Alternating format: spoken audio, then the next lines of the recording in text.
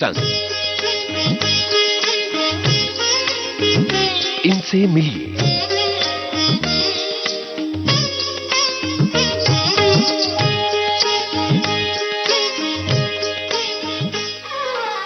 इनसे मिलिए इस कार्यक्रम में बीते हफ्ते हमने आपकी मुलाकात करवाई थी जाने माने हास्य कवि और लेखक सुभाष काबरा से। इनसे बातचीत की आपके इस दोस्त यूनुस खान ने। आज सुनिए इस बातचीत का दूसरा और अंतिम भाग। कवि सम्मेलनों का जो जलवा था वो धीरे धीरे जो है कहीं ना कहीं धूमिल हो रहा है।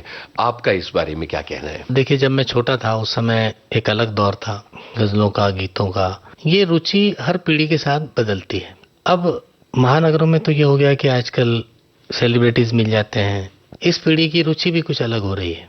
आज जब हम कवि सम्मेलनों में जाते हैं तो हम देखते हैं हमारे श्रोताओं में 40 प्लस 45 प्लस के लोग ज्यादा होते हैं, क्योंकि युवा पीढ़ी के पास तो बहुत सारे साधन हो गए। उनके तो मोबाइल में सारा एंटरटेनमेंट है, उनकी रुचियां भी कुछ अलग हो गई। एक आरोप जो स्तर का लगता है हमेशा, तो इसमें मैं हमेशा एक कथा सुनाता हूँ कि पहले हमारे यहाँ पे संस्कारी लोग यज्ञ किया करते थे, आज भी होते हैं। उस यज्ञ में यह होता था कि एक जजमान होता था जो यज्ञ करवाता था और पूरे गांव के लोग आमंत्रित होते थे और सब लोग स्नान करके बड़े पवित्र भाव से आकर बैठते थे। उसके बाद वो आहुति चढ़ाते थे, मंत्र बोलते थे, आरती लेते थे, भगवान को प्रणाम करते थे और तब उसका पूरा पुण्य या फल सबको मिलता था। तो कवि सम्मेलनों पर जो आरोप लगता है, मैं इसे एक यज्ञ की तरह मानता हूँ कि आयोजक पवित्र भाव से वो यज्ञ करे, अच्छे लोगों को बुलाए, श्रोता अच्छे लोगों को सुने, अच्छे लोगों को बढ़ावा दें, तो वो दौर लौटने में देर नहीं लगेगी। अब होता यह है कि हम किसी एक पक्ष को दोषी नहीं मान सकते।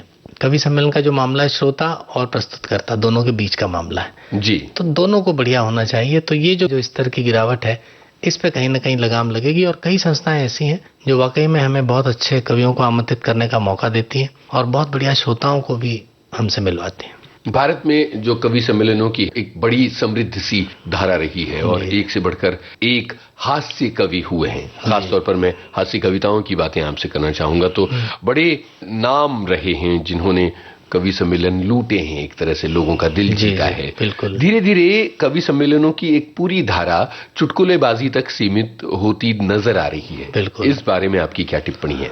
इस बारे में हम लोग क्योंकि ऐसे सौभाग्यशाली लोग हैं जिन्होंने बहुत बड़े बड़े दिग्गजों के साथ भी पढ़ा जी। इस पीढ़ी के जो नए लोग आते हैं उनसे हम यही कहते हैं कि आप इधर उधर से जो चीजें हैं उन पे मत लिखो। आपका एक मिशन बना लो कि आपको हाथ से लिखना है।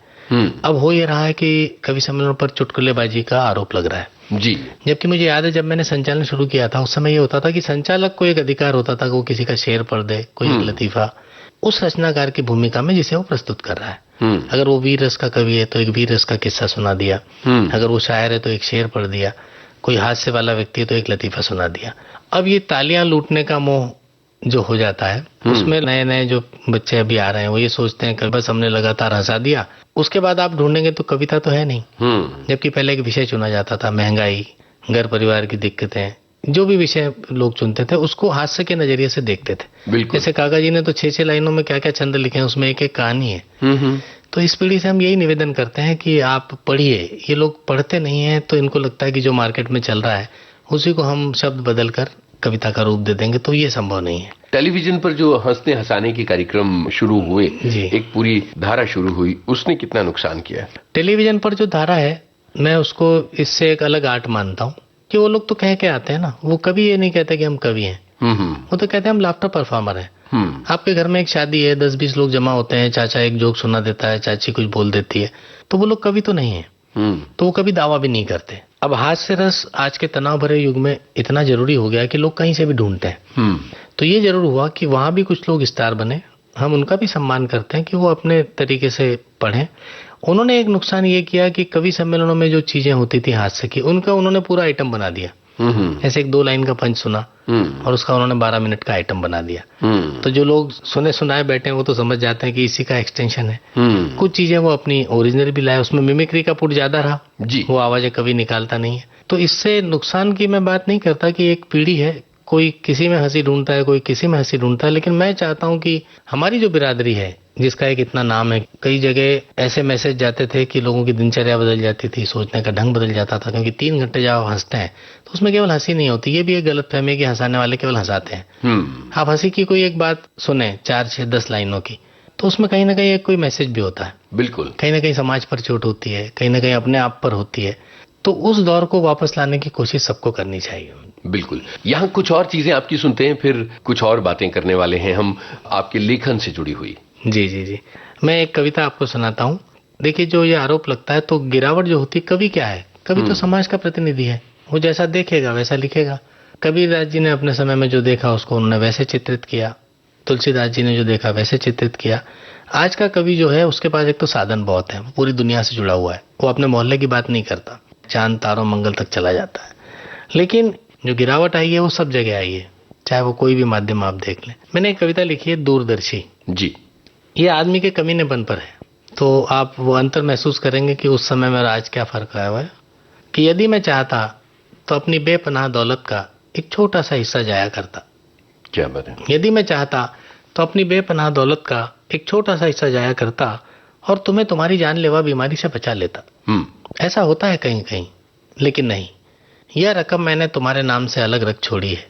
अलावा इसके तुम्हारा एक संगमरमरी बुत, शहर का सबसे व्यस्त चौराहा और तुम्हारे बच्चों का भविष्य खरीद लिया है। क्या बात है। आजकल तुम्हारी मौत का इंतजार कर रहा हूँ, तुम्हारी बीमारी से प्यार कर रहा हूँ। ओहो। ये व्यंग मुझे इसलिए सूझा कि हम किसी भी क्षेत्र में गिरावट की बात करें तो कहीं ना कहीं हम ये देखें कि इंसानियत कहाँ जा रही है। कोई फर्क नहीं पड़ता, आप कवि हैं, लेखक हैं, नौकरी कर रहे हैं, बिजनेसमैन हैं। यदि हम इंसानियत के प्रति ईमानदार रहे तो शायद सारे रिश्ते नाते और ये जो भाव है वो शुद्ध होंगे। बिल्कुल। टेलीविजन के लिए लेखन का आपका एक पूरा पक्ष है जी। वो कैसे शुरू हुआ था, उसके बारे में बताएं। वो ऐसे शुरू हुआ कि मैं मंचों पर संचालन करता था और जैसा आपने कहा, संचालन में कई चीजें जोड़ता रहता था रोचकता बनाए रखने के लिए। तो एक निर्माता हैं जी, वो भी उसको सुनने आए थे। तो उन्होंने वहां से मुझे बुलाया कि तुम हमारे लिए कुछ लिखो। तो मैंने कहा ये बड़ी अलग विधा है। तो उन्होंने कहा नहीं तुम लिखो। तो मैंने उनके लिए एक लिखा जो कुछ ऐतिहासिक कहानी थी, उसमें उन्होंने मुझसे संवाद लिखवाए और वो सीरियल फ्लॉप हो गया। तो उसके बाद में फिर वापस मैंने एक कहानी तैयार की कि यार इस पे काम हो सकता है, मैं लिख सकता हूँ। और उसके बाद उनके बैनर के लिए मैंने 17-18 सीरियल लिखे जो हास्य के भी थे, पारिवारिक भी थे। इस तरह से मेरी शुरुआत हुई। शरद जी हमेशा कहते थे कि जिसके डायलॉग तुम लिख रहे हो समझो कि तुम वो चरित्र हो, तब उसको महसूस करोगे। ये काल्पनिक चीजें इस तरह से हवा में लिखोगे तो वो पकड़ नहीं आएगी। हजला जी मुझे नारी चरित्रों के बारे में समझाती थी मुझे कि भाई नारी अलग ढंग से रिएक्ट करेगी। तो इन लोगों की मदद से मैंने शुरुआत की और उसके बाद कुछ प्रोडक्शन हाउसेस से मुझे काफी काम मिला और कुछ चर्चित भी हुए मेरे सीरियल। बिल्कुल। अक्सर ही कवि सम्मेलनों में आपकी कविताओं का लोग इंतजार करते हैं। इसके अलावा यहाँ वहाँ पत्रिकाओं में भी आप लगातार छपते रहे हैं जी। तो जरा प्रकाशन वाला जो पहलू है इसके बारे में बताइए। प्रकाशन में मुझे शौक तो था कि पत्र पत्रिकाओं में मैं भेजूं, और मैं जब अकोला में था फर्स्ट ईयर में, उसी समय मेरी 4 पंक्तियां छपी थी जी। लोगों को तो विश्वास ही नहीं हुआ, लेकिन उन लोगों को पसंद आई और तो मैं भेजता रहता था, कई जगह से वापस भी आती थी जी। तो वो 4 पंक्तियां आपको सुनाता हूँ। होली का अवसर था और उस समय मैंने 4 पंक्तियां भेजी थी कि इस होली पर कुछ गरीब बच्चे नहा रहे हैं। इस होली पर कुछ गरीब बच्चे नहा रहे हैं, कुछ तो ये समझकर कि चलो मुफ्त के पानी से नहा रहे हैं, और कुछ ये समझकर कि चलो होली मना रहे हैं। वाह।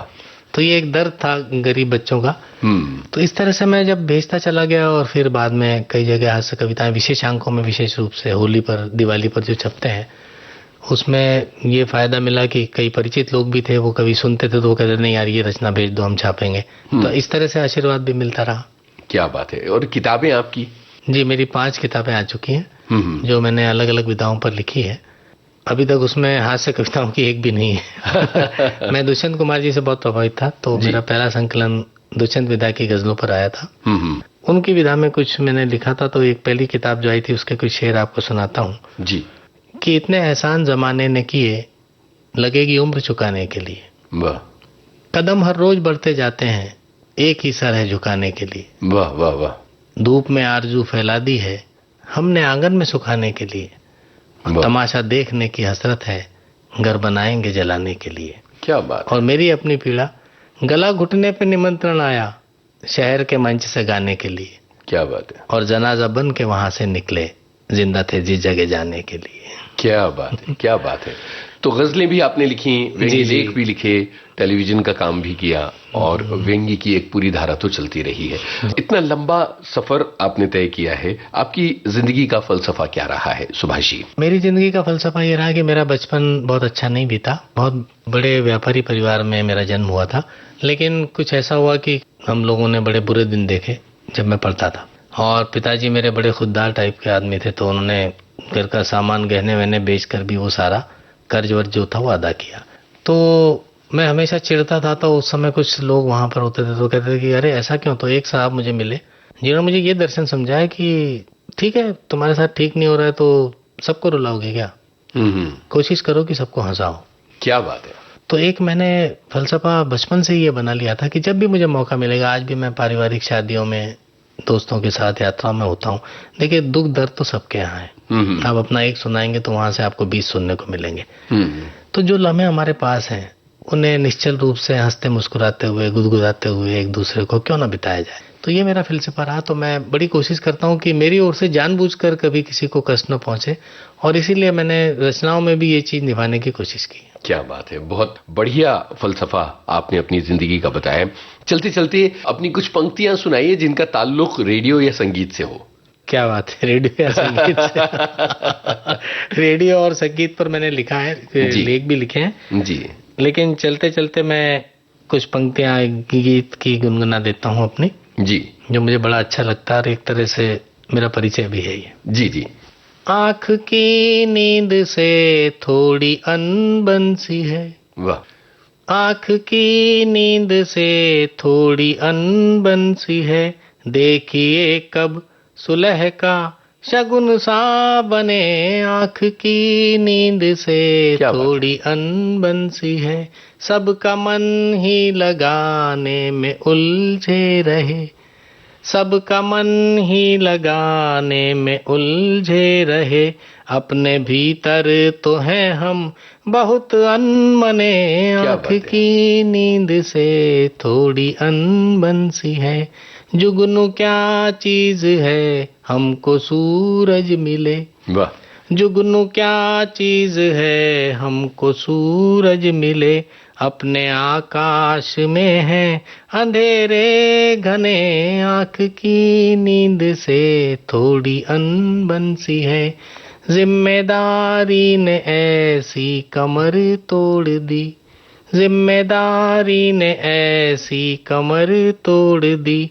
हमको बरसों हुए पर्वतों सा तने, आँख की नींद से थोड़ी अनबन सी है। इस तरह के गीत में मैंने कुछ भाव डालने की कोशिश की जी। और इसमें अंतिम पंक्तियां इस तरह हैं। अपनी तकदीर को यूं मनाते फिरे, अपनी तकदीर को यूं मनाते फिरे।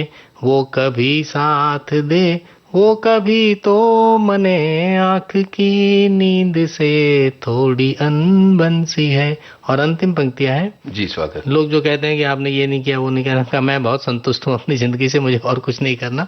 उनके लिए कहता हूँ कि इसलिए भी सपन कर दिए कुछ दफन, जी, इसलिए भी सपन कर दिए कुछ दफन। क्या कहेंगे भला आपसे दो जने, आँख की नींद से थोड़ी अनबन सी है। बहुत बढ़िया सुभाष जी, विविध भारती के लिए आपने समय निकाला, बहुत बहुत धन्यवाद। बहुत बहुत धन्यवाद आपका भी। ये था जाने माने हास्य कवि और लेखक सुभाष काबरा से आपके इस दोस्त यूनुस खान की बातचीत का दूसरा और अंतिम भाग। Recording engineer Nikhil Dhamapurkar. अब आज का इनसे मिलिए कार्यक्रम खत्म होता है। इनसे मिलिए।